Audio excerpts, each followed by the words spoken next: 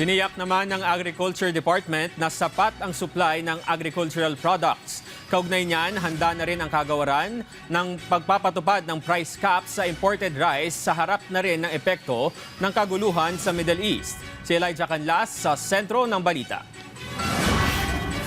Kumikilos na ang Department of Agriculture upang magtakda ng limitasyon sa presyo ng bigas para hindi na ito higit pang lumobo sa mga susunod na linggo.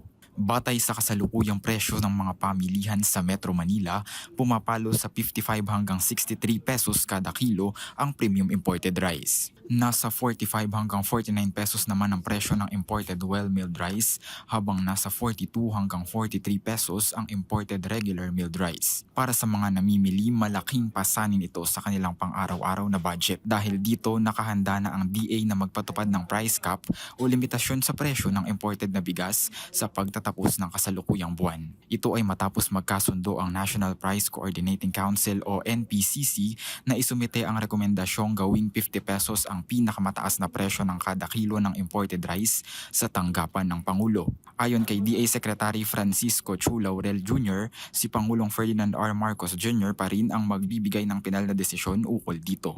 Hinimok naman ang kagawaran ng publiko na tangkilikin ang mga murang bigas na ibinebenta ng pamahalaan. Layunin ng nasabing hakbang na mapigilan ang anumang uri ng profiteering o illegal na pagtaas ng presyo sa gitna ng nagpapatuloy na tensyon sa Middle East. Gayunpaman, nilinaw ng kalihim na hindi na kailangang panglagyan ng price cap ang lokal na bigas dahil nasa kasagsagan ngayon ng dry harvest season ang bansa. Sa kasalukuyan, ang local premium rice ay naglalaro sa 51 hanggang 60 pesos habang nananatiling matatag sa 45 at 40 pesos ang well-milled at regular milled rice. Binigyang diin naman ng kalihim ang patuloy na pagbebenta ng mas murang bigas sa halagang 45 hanggang 48 pesos kasabay ng pagpapalawak ng Benteng Bigas Meron o BBM program kung saan mabibili ito sa 20 pesos kada kilo. Para sa mga mamimili, malaking tulong ang mga inisyatibo ng pamahalaan para makabawas sa pang-araw-araw na gastos. Pag merong ganito talaga bumibili ako kasi nasubukan ko na noon pa, di ba, ganyan din dati. Sa budget kasi kahit ba ilan lang kami, siyempre budget mo iaano mo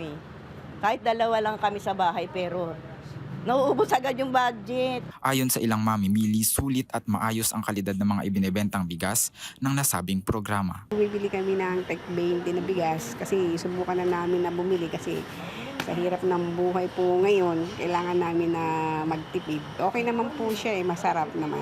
Tiniyak naman ng DA ang sapat na supply ng mga pangunahing bilihin ngayong tag-init, kabilang na ang karne ng manok, baboy at mga isda. Patuloy na minomonitor ng mga otoridad ang galaw ng presyo sa mga palengke upang masigurong hindi nagagamit na dahilan ang krisis sa ibayong dagat para sa hindi makatarungang pagtaas ng singil. Elijah Canlas para sa Pambansang TV sa Bagong Pilipinas.